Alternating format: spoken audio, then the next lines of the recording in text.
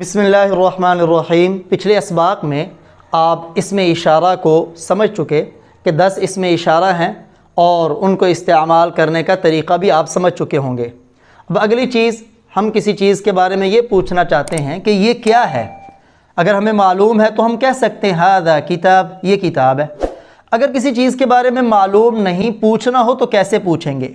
अगर वो चीज़ मुज़क्कर है, एक है, करीब है, वही तीनों बातें आपने अपने जहन में रखनी। मा हादा, ये क्या है। और अगर वो दूर चीज़ है, मा ज़ालिका, वो क्या है। फिर इसका जवाब आसान है, जवाब वही जो आप पढ़ चुके हैं। अगर ये इशारा किताब की तरफ है तो जवाब होगा हादा किताबुन, ये किताब है। और इसी तरह ये इशारा कलम की तरफ था तो आप कह सकते हैं ज़ालिका कलमुन। मा हादा मा ज़ालिका, यानी लफ्ज़ मा का माना है क्या। इसी तरह जो 10 के 10 आपने अस्माए इशारा पढ़े हुए, उनके अंदर सिर्फ हा उलाई और उलाइका, इसको छोड़ दें, इन दोनों को, क्योंकि ये उसके लिए होते हैं जो जानदार हो और जो आकिल हो, यानी इंसान हो, जिन हो, फरिश्ता हो।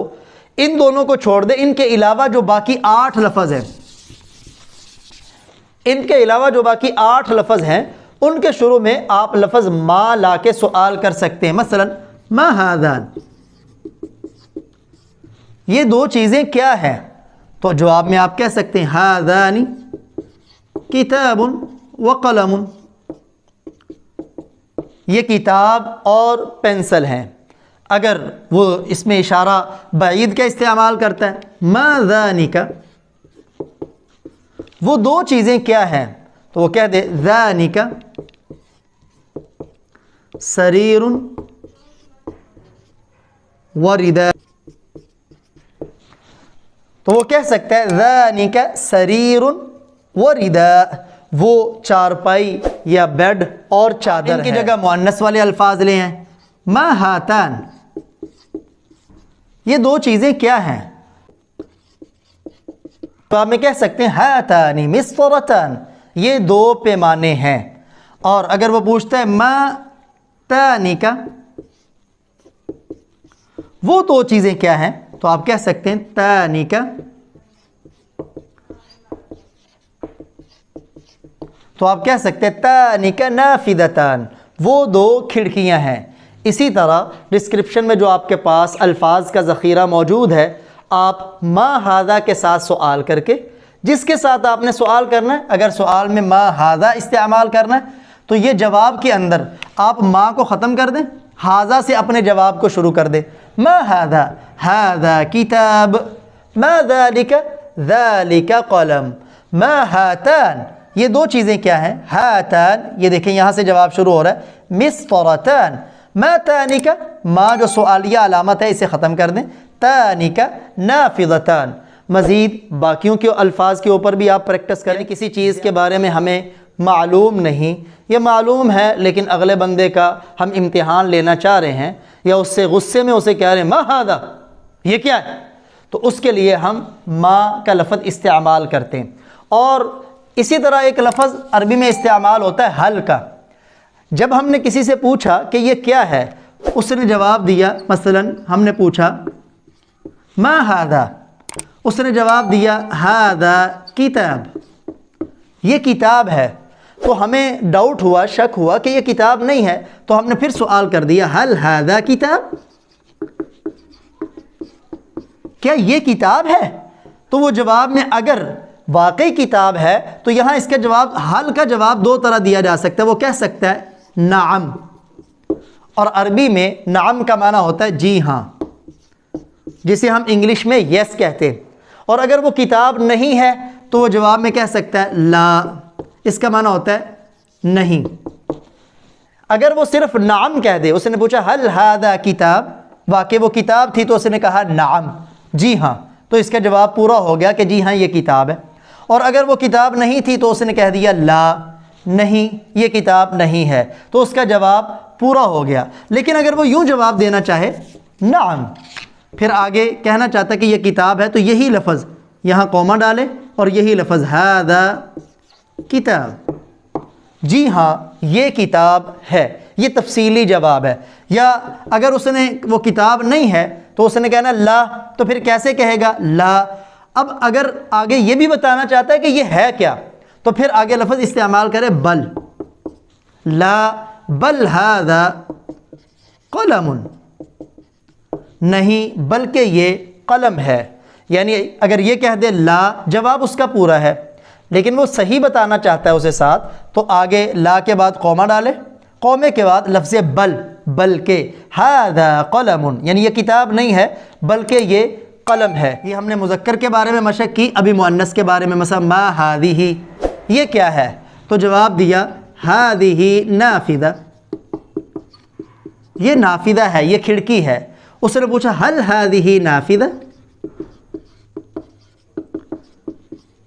سوالیہ نشان آخر میں ڈالنا مت بولیں، کیا یہ کھڑکی ہے؟ تو اگر واقعی کھڑکی ہے تو وہ جواب میں کہہ دے نعم، جی ہاں، اس سے بھی جواب پورا ہو گیا۔ لیکن وہ مکمل تفصیلی دینا چاہتا تو قومہ ڈال کے کہے نعم ھذہ نافذہ، یعنی وہی جملہ حل یہ سوالیہ ہے، اسے نہ دہرائے، وہی مکمل جملہ آگے لگا دے۔ اور اگر وہ کھڑکی نہیں ہے، وہ نہیں میں جواب دینا چاہتا تو کہہ دے لا، اس کا جواب پورا ہو گیا کہ نہیں یہ کھڑکی نہیں ہے۔ لیکن آگے وہ صحیح بھی بتانا چاہتا تو کہہ دے لا بل ھذہ مرآۃ، نہیں بلکہ یہ شیشہ ہے۔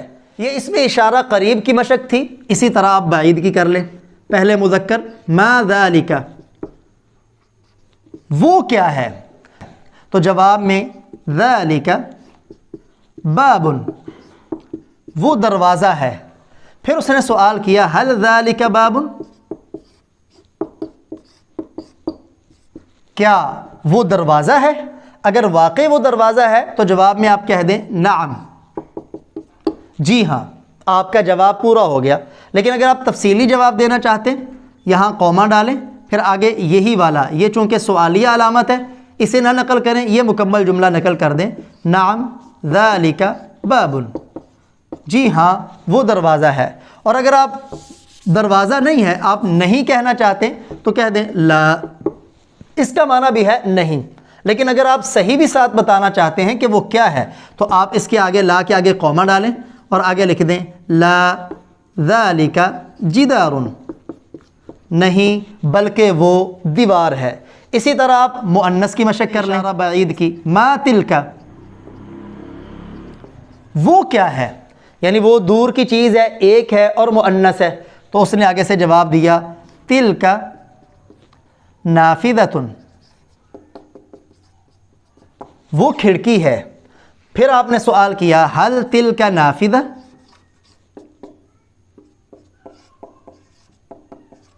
کیا واقعی وہ کھڑکی ہے؟ تو اگر واقعی کھڑکی ہے تو آپ جواب میں کہہ دیں نعم، اس سے بھی آپ کا جواب پورا ہو گیا۔ لیکن اگر آپ پھر تفصیلی بتانا چاہتے تو آپ یوں بھی کہہ سکتے ہیں نعم تلک نافذہ، جی ہاں وہ کھڑکی ہے۔ اور اگر وہ کھڑکی نہیں ہے تو آپ یہاں نعم کی بجائے لا کو ذکر کریں، لا نہیں وہ کھڑکی نہیں، اور فل سٹاپ لگا دیں۔